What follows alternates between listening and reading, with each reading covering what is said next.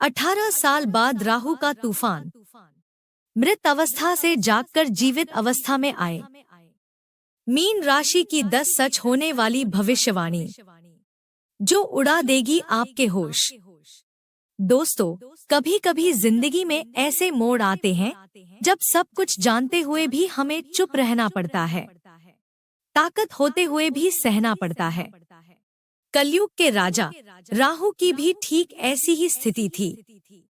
ये ग्रह जो हमेशा साम्राज्य का प्रतीक माना जाता है, वो भी अब तक अपने असली साम्राज्य तक नहीं पहुंच पाया था। क्यों? क्योंकि राहु मीन राशि के 12वें घर में बैठा जरूर था, लेकिन 30 डिग्री से 24 डिग्री तक के अंतराल में मृत अवस्था में था। ज्योतिष की भाषा में इसे मृत अवस्था कहा जाता है, यानी राहु सोया हुआ था।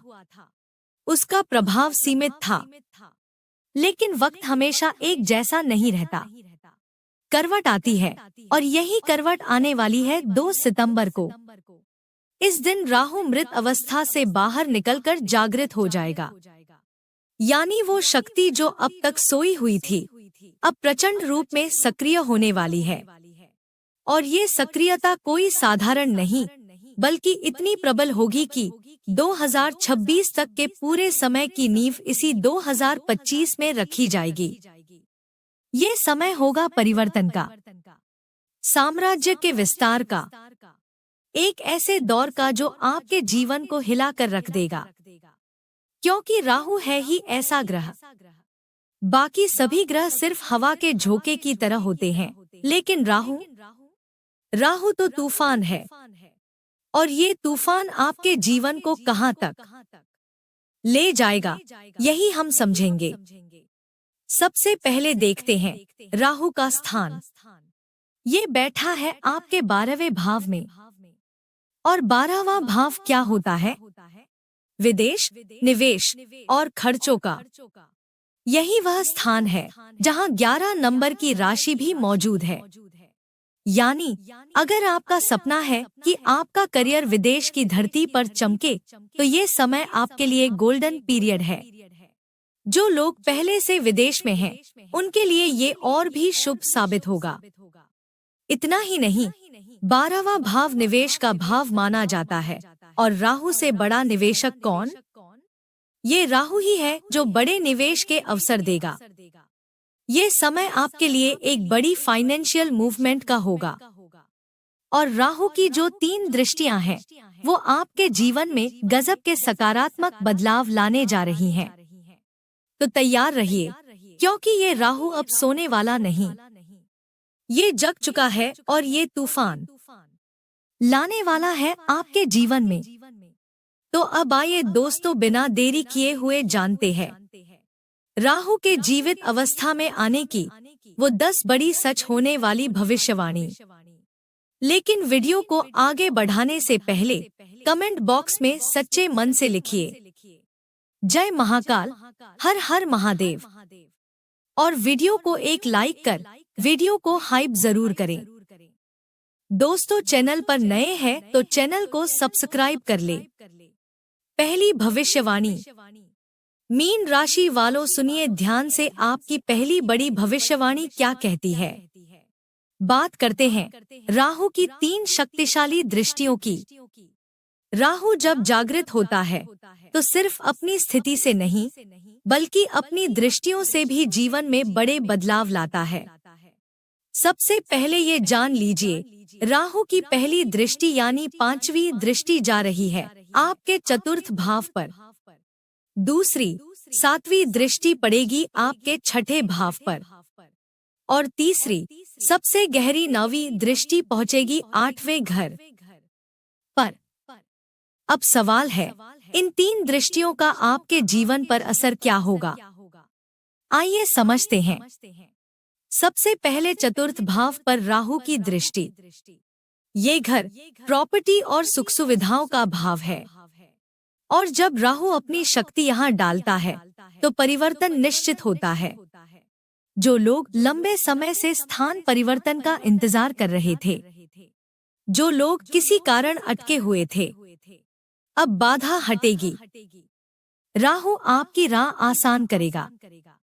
अगर आप नया घर बनाना चाहते हैं, जमीन जायदाद खरीदना चाहते हैं या गाड़ी लेने का सपना देख रहे हैं, तो समझ लीजिए ये वही समय है।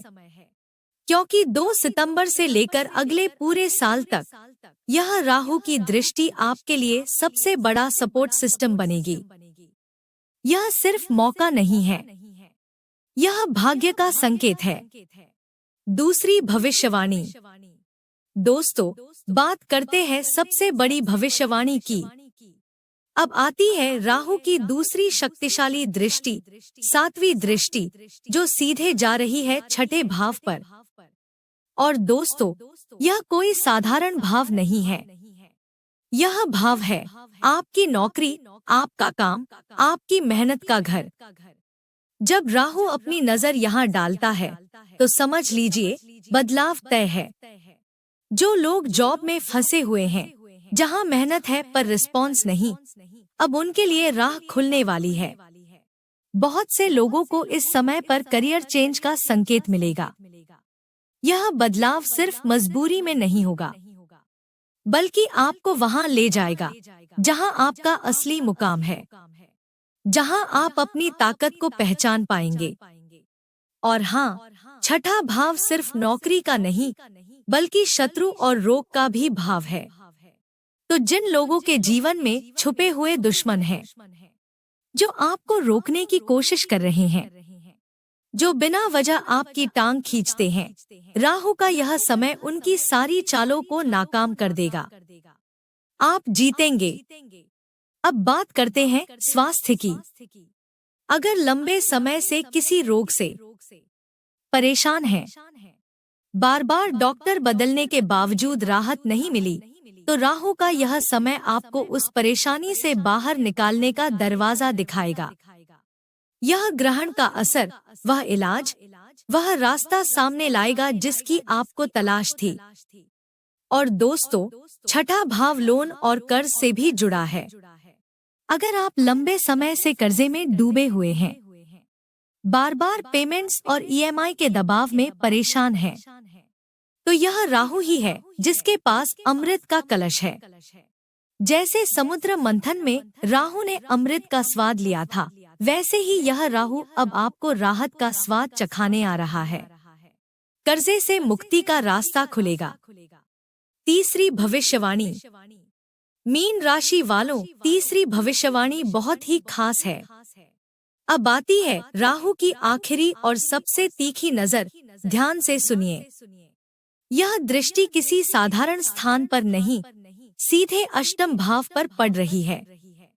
और खास बात यह कि राहु 7 नंबर की राशि को देख रहे हैं, जिसके स्वामी हैं शुक्राचार्य, दानवों के गुरु। यानी दानव गुरु के घर पर दानव ग्रह की दृष्टि, यहीं से बनता है सबसे बड़ा प्रॉमिस, सबसे बड़ा ब्रेक थ्रू।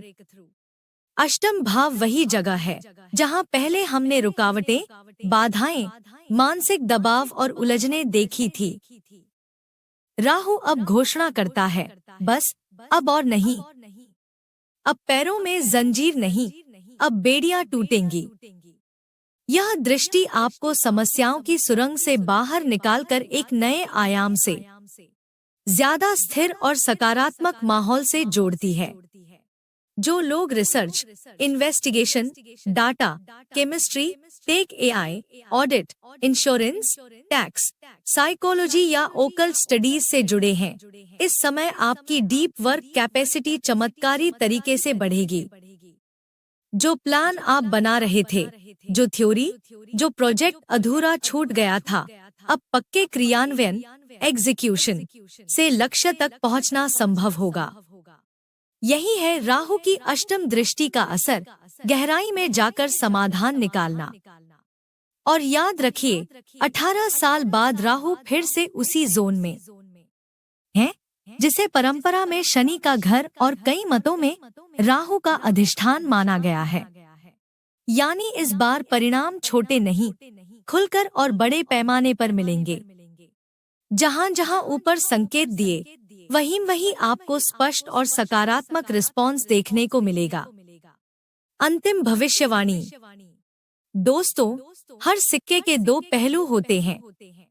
जैसे प्लस है, वैसे ही माइनस भी है। तो अब एक सवाल जरूर उठता है, इस राहु के माइनस साइड क्या होंगे? ये जानना भी उतना ही जरूरी है। देखिए, राहु की एक सबसे बड़ी विशेषता होती है भ्रम और भय। राहु जहाँ भी बैठता है, वहाँ ये दोनों चीजें अपनी पूरी ताकत से काम करती हैं। मतलब यह कि राहु के प्रभाव में हमें अचानक से अनजाने डर, बेचैनी, कंफ्यूजन और इमोशनल टर्बुलेंस महसूस हो सकता है। यही कारण है कि शास्त्रों में कहा गया है, राहु का असली खेल मन से शुरू होता है। तो इसका उपाय क्या है? सबसे पहला कदम, नकारात्मक चीजों से दूरी। ना अनावश्यक डरावनी बातें सुननी है, ना बेकार के भ्रमित करने वाले कंटेंट को देखना है। क्योंकि जितना आप खुद को पॉजिटिव और स्थिर रखेंगे, उतना ही आप राहु से मिलने वाले लाभ को पूरी तरह अनुभव कर पाएंगे। और अब सबसे बड़ा रहस्य, राहु को खुश रखने का सबसे आसान और शक्तिशाली तरीका। राहु का सीधा संबंध भगवान शिव से माना गया है। इसलिए महादेव की आराधना राहु को शांत करने का सबसे उत्तम उपाय है। शिवलिंग पर जलाभिषेक, भगवान शिव के मंत्रों का जाप और गंगाजल से स्नान, ये सब राहु की प्रसन्नता लाते हैं। अगर संभव हो तो स्नान के जल में गंगाजल की कुछ बूंदें मिलाकर स्नान करें। इससे राहु के दोष और दुष्प्रभाव खत्म होते हैं, भय और भ्रम से मुक्ति मिलती है। और जब राहु शांत होता है, तब जीवन में रास्ते खुद खुलने लगते हैं। तब आप उस ऊंचाई तक उड़ पाते हैं जहां तक आप जाना चाहते हैं। उस तूफान को, जो पहले डर लगता था, अब पॉजिटिव उड़ान में बदल सकते हैं। उम्मीद है ये बातें आपको समझ आई होंगी और आपने कुछ नया सीखा होगा। अगर आपको ये जानकारी उपयोगी लगी, अगर मेरी कोशिश सार्थक लगी, तो वीडियो को लाइक और कमेंट जरूर करें। और हाँ, अगर अभी तक चैनल को सब्सक्राइब नहीं किया है, तो अभी सब्सक्राइब करें, ताकि आने वाले ऐसे और खास वीडियो आप तक सबसे पहले पहुँचे। पुनः आप सभी के लिए ढेर सारी मंगल कामनाएं। आपका हर दिन शुभ हो।